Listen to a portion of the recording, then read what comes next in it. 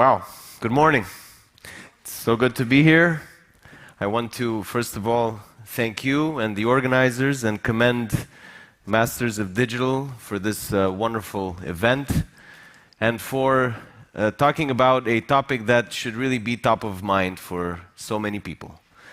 Not just because it is about how to build a better future, but how to build a more resilient future. I like to say that the future will be digital, that is beyond any question, but will it be better? That is something that is up to us to answer. Romania has embarked on a massive digital transformation effort over the past year, and I am proud to note that we've been recognized for that effort. But before getting to that, I'd just like to recognize a young leader whom I've met last night. Her name is Valeria Ioan, and she's the Deputy Digital Transformation Minister of Ukraine. I'd just like to say that they're doing an amazing job with DIA, and you have probably heard of putting the government in a smartphone initiative. They have over 70% of users of smartphones in Ukraine now using this app.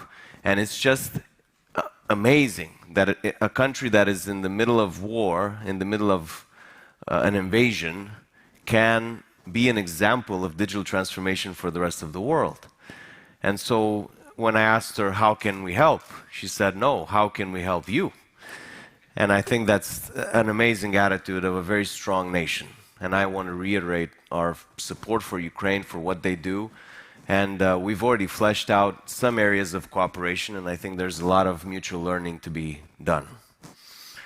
Just briefly on what my country has accomplished over the past year or so. And a lot of it has to do with resilience, probably because we're in a very hot region of the world right now, but also because we have some of the best minds in IT. And again, I'm proud to say that I'm not an IT expert, I'm an economist. But I do recognize talent, and I think you all agree that indeed Romania has some of the most well-recognized experts in cybersecurity and AI and blockchain and IT&C generally. Our most important project is, of course, the government cloud. It's a 600 million euro investment. It is financed through the Recovery and Resilience Facility, the RRF. We have very strict deadlines, and I'm happy to note that this RRF way of doing things is working. You essentially have to deliver results by a certain date, or you don't get paid. You don't get that money from the Commission.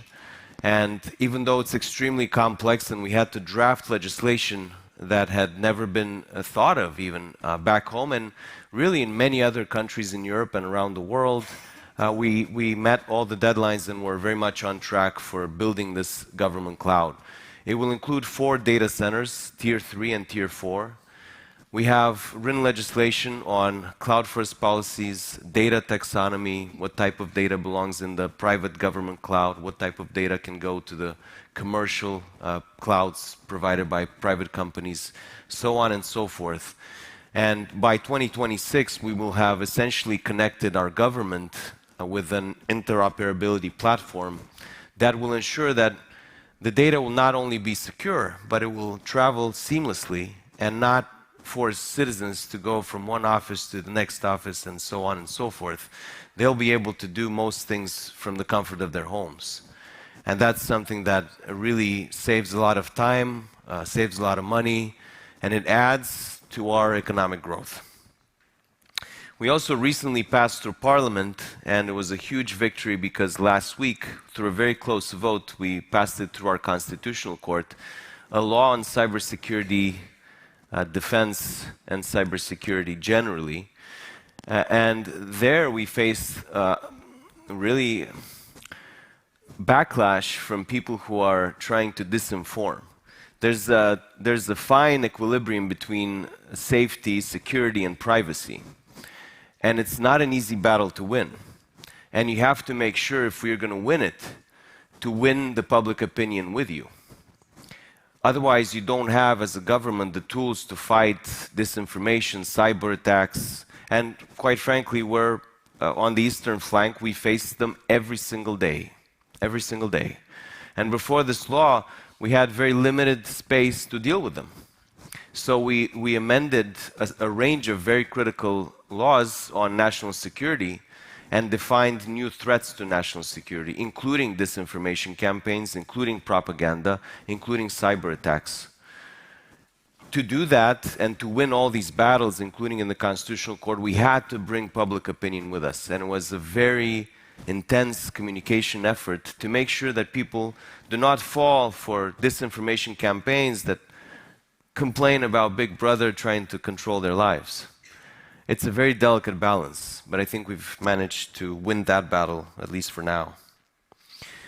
We're also on the verge of launching effectively this new European Cybersecurity Competence Center in Bucharest. Romania won the bid, I think it was 2019, 2020, and it's been not easy working through the bureaucracy of our own government and in Brussels, but we hope that on May 9th, a very significant day, we will manage to officially launch it in Bucharest.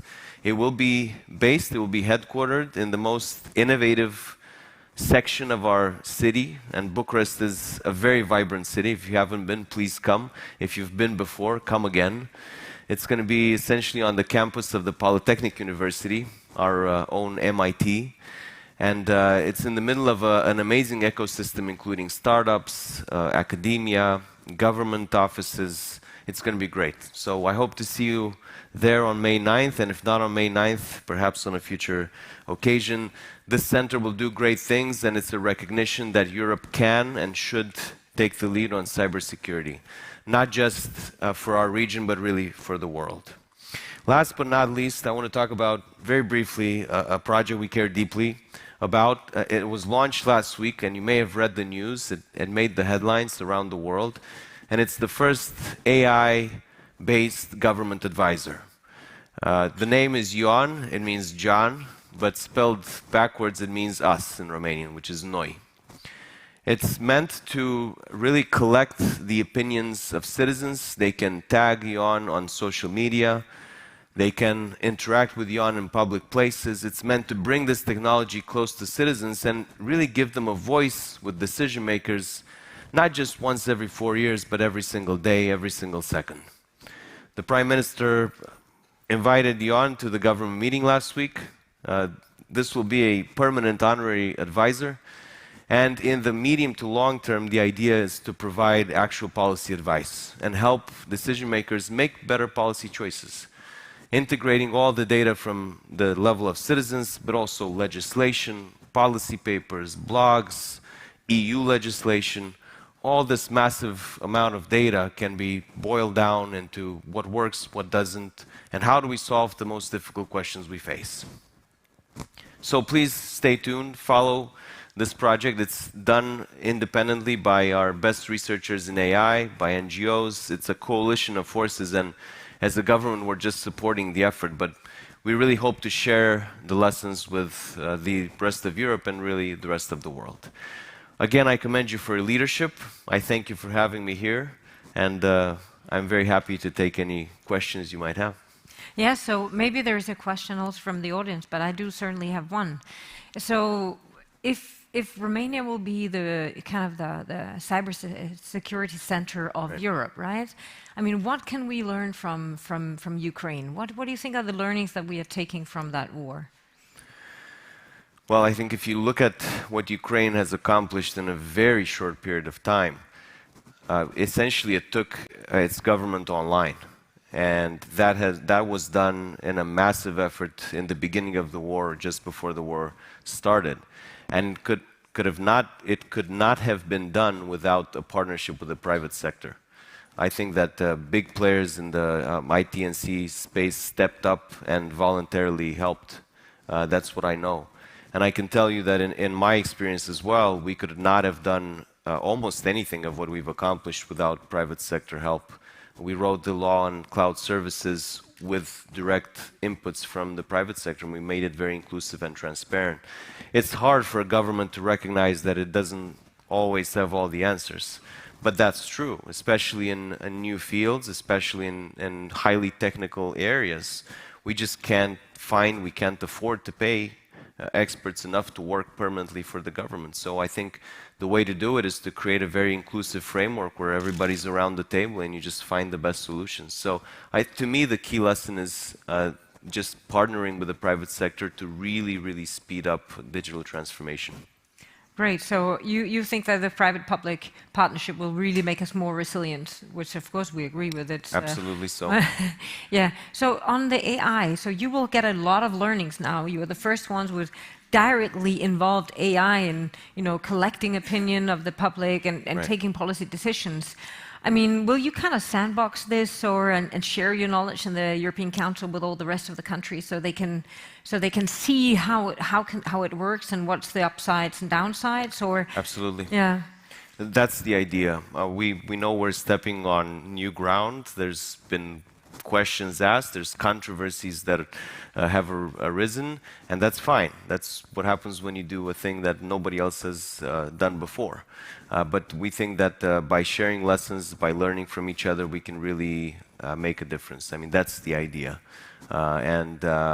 This is an open invitation to other EU member states, organizations, the private sector, academia, to come in and I keep saying this. I was in Paris just a few days ago and met with the digital transformation minister there, and it was an open invitation, and they're going to send some experts to Bucharest to check this out, so I hope everybody else does. Well, it sounds to me like we have a new, not only cyber center, but AI and tech center. Yeah. So thank you so much, Minister Burduja, and thank you so much, Sebastian, for coming here. It's a pleasure. Thank you so very much. I appreciate it.